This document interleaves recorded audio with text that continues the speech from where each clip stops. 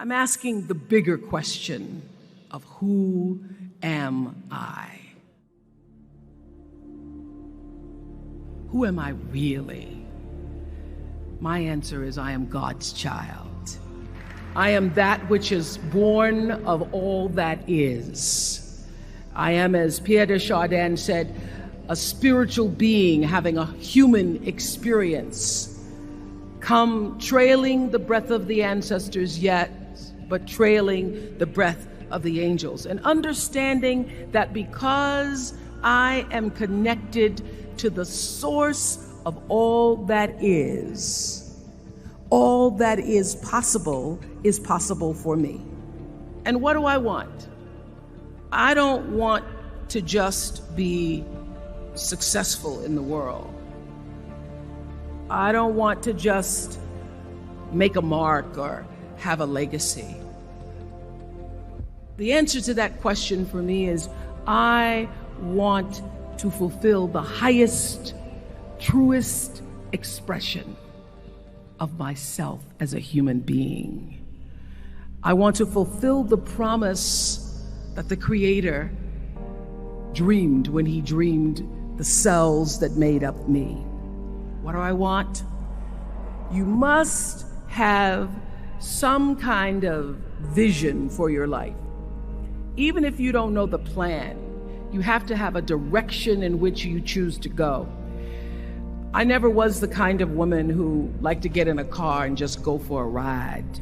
You want to be in the driver's seat of your own life, because if you're not, life will drive you. Knowing who you really are in this space and time that we embody. That's number one. What do you want? Who are you? Number two, you must find a way to serve. Martin Luther King said that not everybody can be famous, but everybody can be great, because greatness is determined by service. Now, we live in a world where everybody wants to be famous and where we admire people for just being famous. We think being known brings us value. The truth is, all of that will fade in time. Service and the significance that you bring to your service is that which is lasting. So to be able to, whatever your occupation or job or talent or gift is, our honorees today getting doctorate degrees, to apparently opposite fields, HIV and AIDS and the spoken word. But what they have in common is service, using the spoken word in service to community in the world, using your knowledge and information about HIV and AIDS and medicine in service to the world. And if you look at all the most successful people in the world, whether they know it or not, they have that paradigm of service. Service through medicine, service through art. Using whatever it is you produce, your product, as a way of giving back to the world. When you shift the paradigm of whatever it is you choose to do to service, and you bring significance to that, success will, I promise you, follow you. Be excellent. Let excellence be your brand. Everybody talks about building a brand. I never even knew what that was. When people say, you're a brand, I would say, no, I'm just Oprah. What I recognize now is that my choice to, in every way, in every example, in every experience, to do the right thing and the excellent thing is what has created the brand. Years ago, I did an ad for Revlon for an ad they were doing called Unforgettable Women.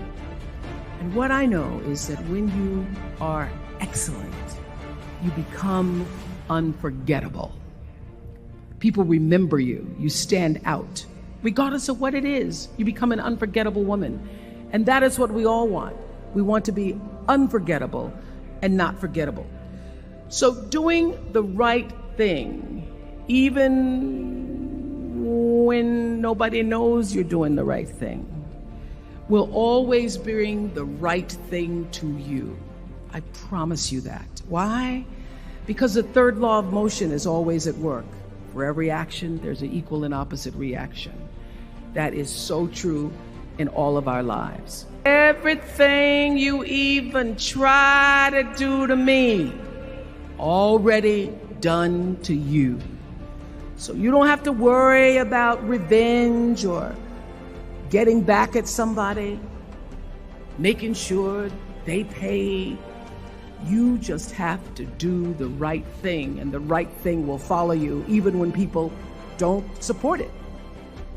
I remember many times on my show. There are many shows y'all never saw.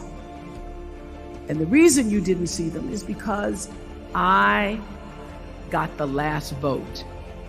The most important thing I have come to know in doing the right thing and making the right choices is understanding what we talked about yesterday. All of you leaving here have the potential for enormous success.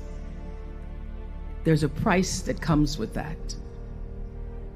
People don't always like you, and they're not always happy for you. And if you surround yourself with people who are not accustomed to your success, they become fearful, they become scared, because you are reflecting back something to them that they don't recognize.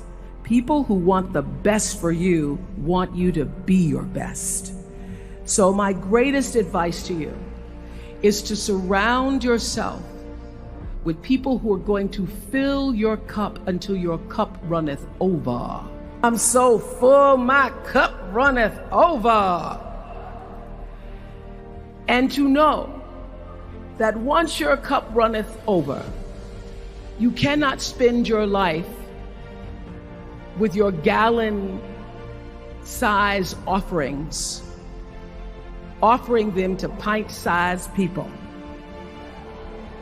You have got to surround yourself with gallon-sized people who can hang in the same company with you, so that you're not offering your gallons to those little pints out there who can't hold it anyway. The biggest choices begin and end with you, your internal big questions. Who do I want to be in the world? My relationship to source energy, to all that is God. Your experience of that which is all life, which is divine and universal. Being connected and aligned with that. When you are tuned in and charged into that, whenever you feel empty, you go inside yourself and you connect to the source, and you know that all things are possible.